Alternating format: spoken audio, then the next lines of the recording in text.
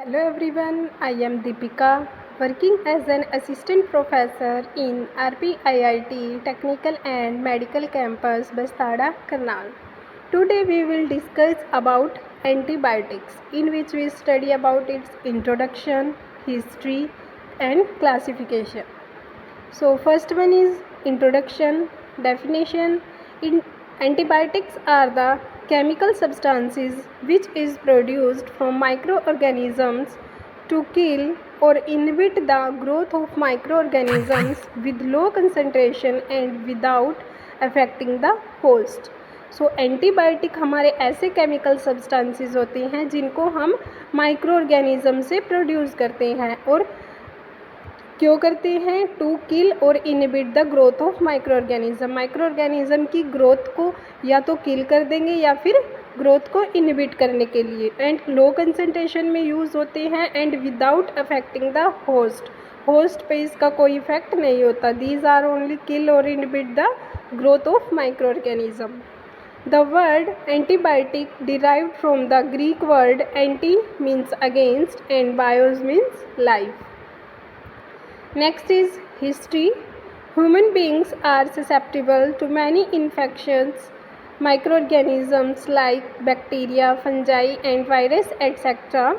From an early age before 20th century, there was no proper treatment for the disease. 20th century से पहले कोई proper treatment नहीं था infectious micro organism disease के, जैसे कि बैक्टीरिया से होती है, फंजाई से, वायरस से. Disease caused by bacteria such as tuberculosis, leprosy, etc. although were not identified, but the use of antimicrobial agents for the treatment of various diseases were practiced even before the discovery of antibiotics. Next is classification based on the spectrum of activity. Activity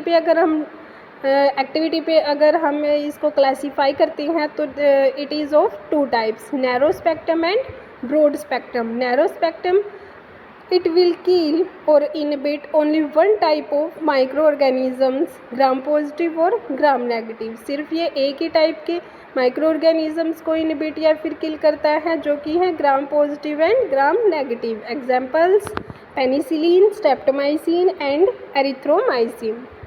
Second is broad spectrum. It will kill or inhibit two types of microorganism, gram positive and gram negative. Examples tetracycline and chloramphenicol. So the main difference is जो narrow spectrum है वो या सिर्फ gram positive को करेगा या फिर सिर्फ ग्राम नेगेटिव को किल करेगा या फिर इनहिबिट करेगा. लेकिन ब्रॉड स्पेक्ट्रम क्या है, अगर ग्राम पॉजिटिव और नेगेटिव दोनों प्रेजेंट है तो वो दोनों को ही किल या फिर इनहिबिट कर देगा. बेस्ड ऑन द एक्शन, अगर हम एक्शन के अकॉर्डिंग क्लासीफाई करें तो bacteriostatic and bactericidal. Bacteriostatic the drugs which inhibit the growth of microorganisms. Example is tetracycline and chloramphenicol.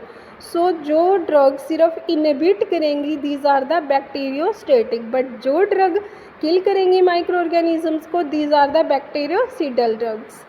Examples हैं बैक्टीरियोसिडल के penicillin, aminoglycosides, cephalosporin, isoniazid, polypeptide antibiotics etcetera. Based on the source, natural, semi-synthetic and synthetic. Natural are penicillin and streptomycin. Semi-synthetic are 6-amino penicillinic acid and 7-amino cephalosporin acid. Synthetic कहते हैं isoniazide and chloramphenicol. So these are the based on the source antibiotics.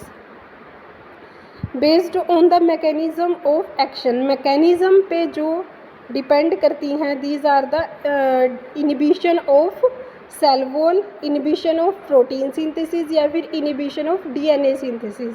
जो cell wall को inhibit करेंगी these are penicillin and cephalosporin, and जो protein synthesis को inhibit करेगी tetracycline, erythromycin and अमीनोग्लिकोसाइड्स.